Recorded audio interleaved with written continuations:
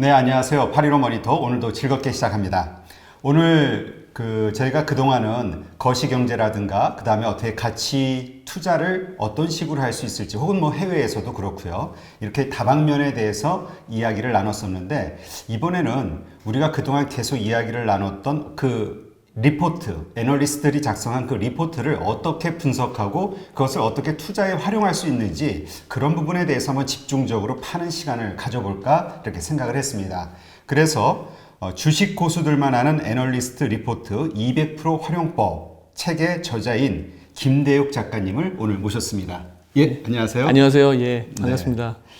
현직 증권회사에서 이제 현재 근무하고 계시고요. 10년 이상 기업 탐방을 진행하면서 이제 애널리스트 리포트를 이제 수시로 읽고 또 분석을 하셨다고 합니다. 그러는 가운데서 이제 본인만의 어떻게 분석을 하고 어떻게 신뢰할 만한지 이렇게 어떤 노하우가 생기셔서 이렇게 책까지 쓰신 그런 분입니다. 맞죠? 맞습니다. 네, 감사합니다. 좀 더 멋있게 소개해드려야 되는데 예. 이게 길어. 네.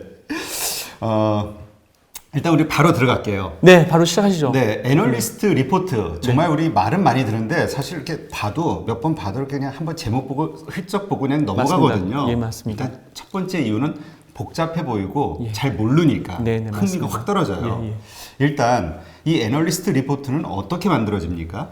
예, 일단 그 애널리스트 분들이 그 자신이 이제 커버하는 업종에 있는 모든 주식을 다 분석하지는 않습니다. 왜냐하면 지금 현재 거래소나 이쪽에 상장되어 있는 주식 수가 2,000 종목이 넘습니다. 그렇게 많다 보니까 모든 주식을 다 당연히 분석할 수가 없겠죠. 그래서 애널리스트 본인의 판단으로 좀 투자 유망하다고 생각되는 종목들을 이제 선정을 해서 이제 리포트를 본격적으로 쓰기 전에 기업을 방문을 해서 수차례 이제 방문을 해서 주식 IR 담당자랑 미팅을 통해서 지금 기업이 어떤 그런 현황 같은 걸 파악을 합니다. 구체적으로 이를테면 뭐 현재 생산되고 있는 제품에 대해서도 파악을 할 테고 기업이 미래를 위해서 준비하고 있는 전략 또는 그런 걸 통해서 이제 향후 실적이 어떻게 나올지에 대해서 많이 전망을 하고요.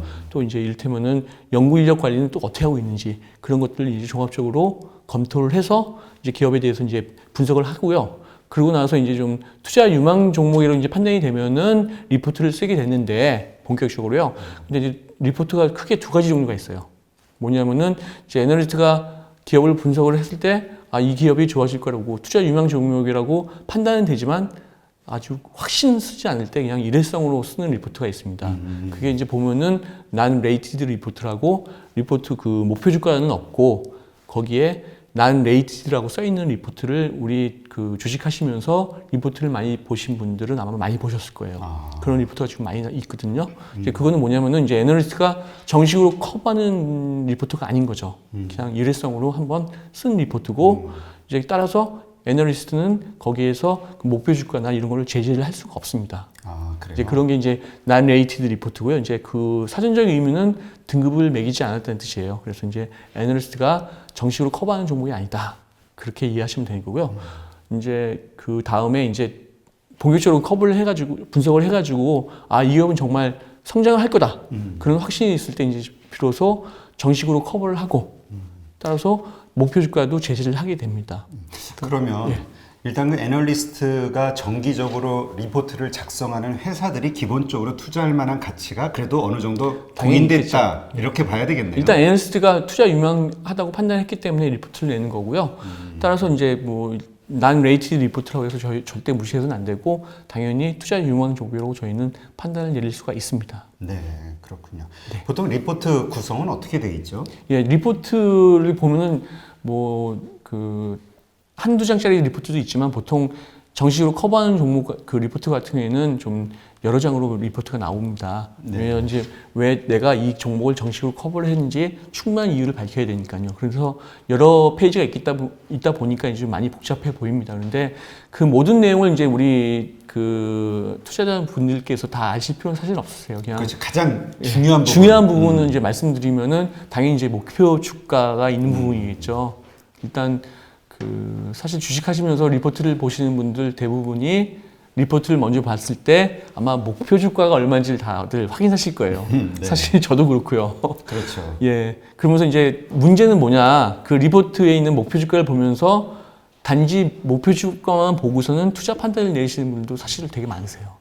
그냥 현재 주가랑 목표 주가가 괴리가 크면은 그렇죠. 아, 예.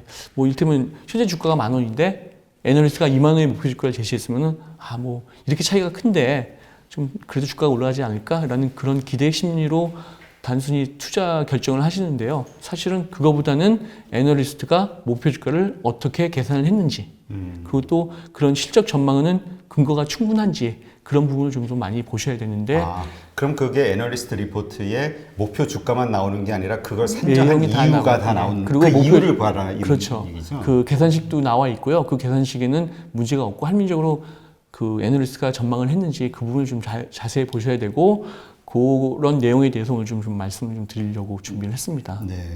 근데 이게 이제까지 보면은 그 증권사에서 이제 어떤 리포트가 딱 나오잖아요. 그 목표 주가가 좀 높아요. 예. 그럼 그게 딱 나오는 순간 그 일순간 어떤 매수세가 좀 몰리지만 조금 지나면 다시 빠지는 쭉 경우가 있죠. 꺼지는. 예, 예. 그러니까 오히려 더 빠지는 경우들도 있고 좀 다양한 케이스들이 있는 것 같아요. 케이스별로 많이 다르죠. 근데 네. 일단 그 리포트가 나오면 일단 관심이 받기 때문에 주가가 단기적으로 올라가는 경우가 있는데, 이제 그 리포트가 정말 좋은 리포트고 정말 회사가 실제로 기업의 실적이 좋아지고 그러면 이제 당연히 주가는 계속 올라가겠죠.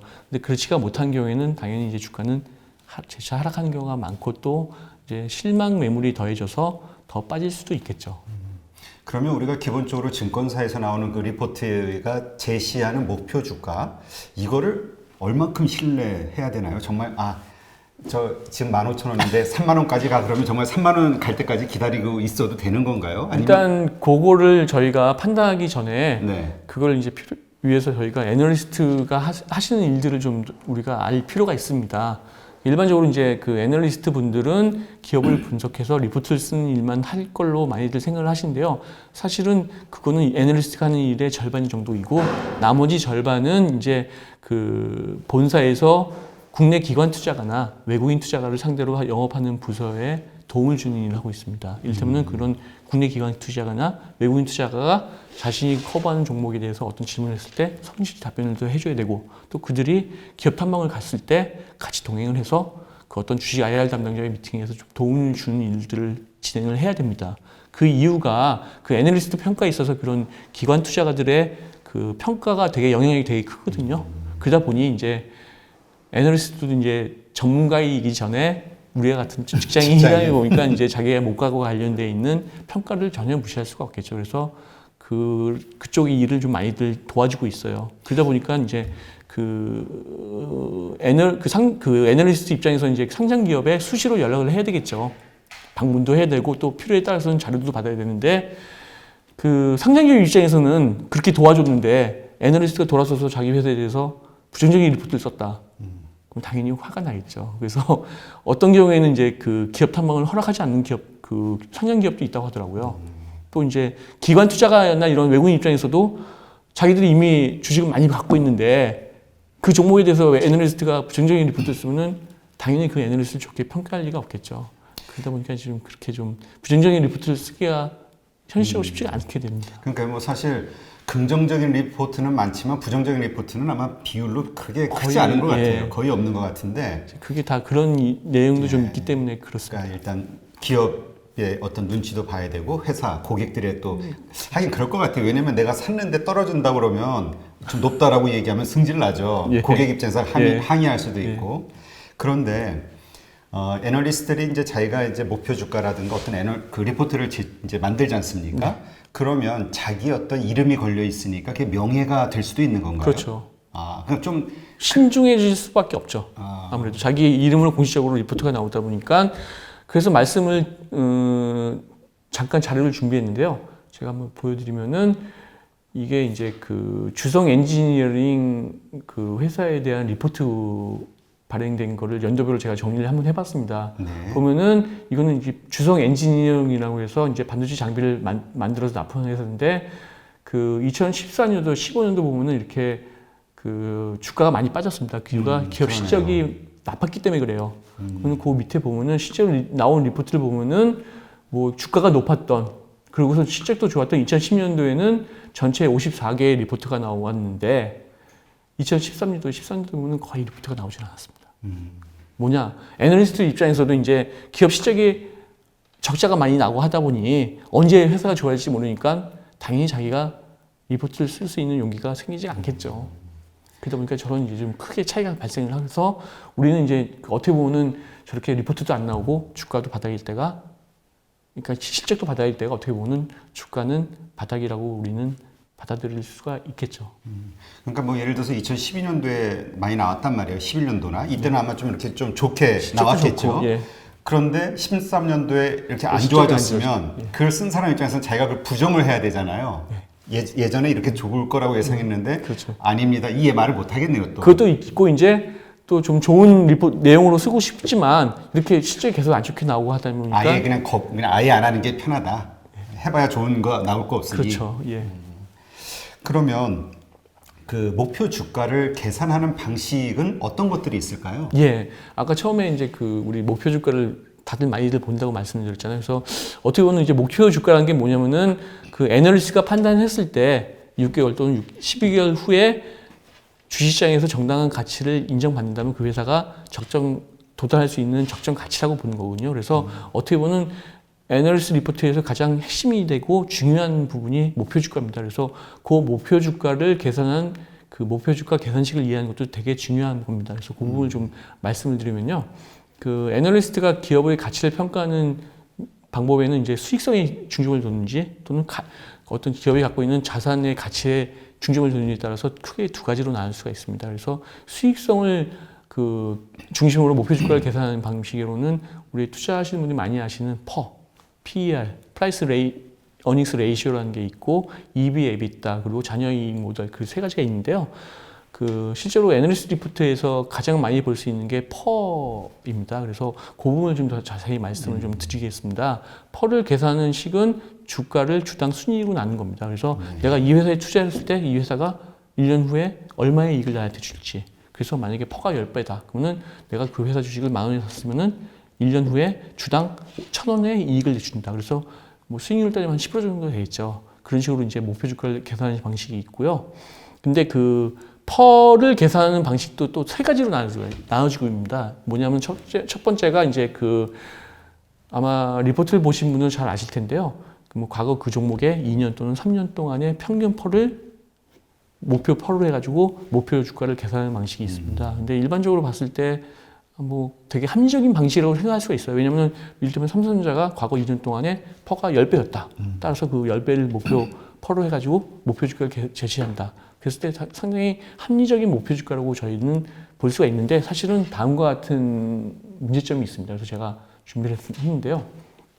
이 종목은 이제 아이센스라는 종목이거든요. 네. 보면은 이 회사 이제 퍼의 추이를 제가 이렇게 리포트에 나온 거였거든요. 그거는 2014, 15, 16년도에는 얼핏 보더라도 평균 퍼가 저희 오른쪽에 보면 이제 그 퍼가 배수가 있거든요.